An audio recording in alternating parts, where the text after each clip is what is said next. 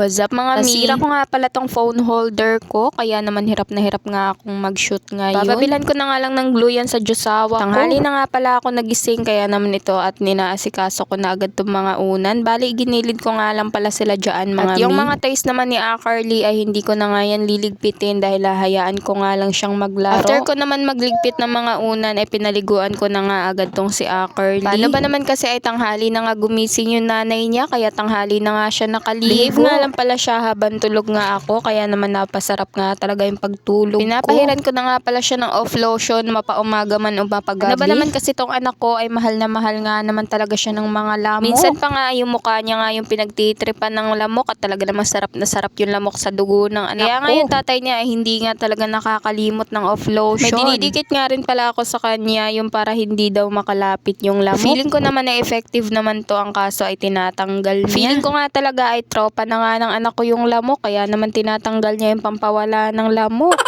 Puno na nga itong basket ng anak ko at hindi mo nga naman talaga iisipin na damit yan ng bata. Pero kahit ganyan nga yan karami ay puno pa rin yung lagayan niya ng damit. Taga naman tambak yung mga damit ni Carly sa dalawa niyang drawer. Kaya nga habang lumalaki si Carly ay hindi na nga kami nabili ng damit niya. Paano ba naman kasi ay nakakapagod nga talaga labhan. Tipong gustong gusto mo na maraming damit yung anak mo pero pagod ka kapag naglalaba.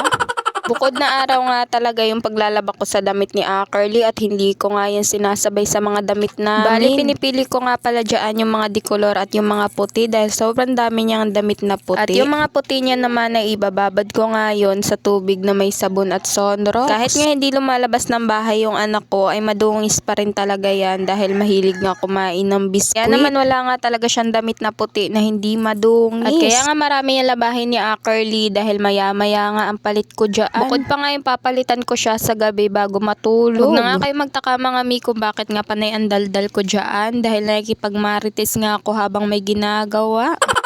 Talaga namang nakakapanghina kapag wala ngang kamaritesan. Charis! At ayan na nga lahat ng puti ni Carly at naging putim na nga.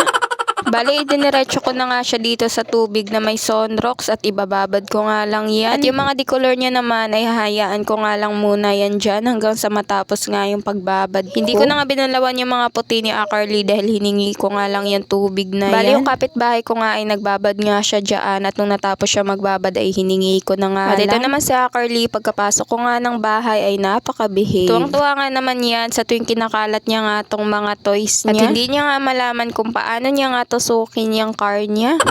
Sanay nga naman talaga yung batang yan na maglaro nga lang siya mag-isa dahil wala naman talaga siyang kalaro dahil hindi ko naman siya pinapalabas ng bahay. O siya mga mi, hanggang dito na lang. Salamat sa panonood.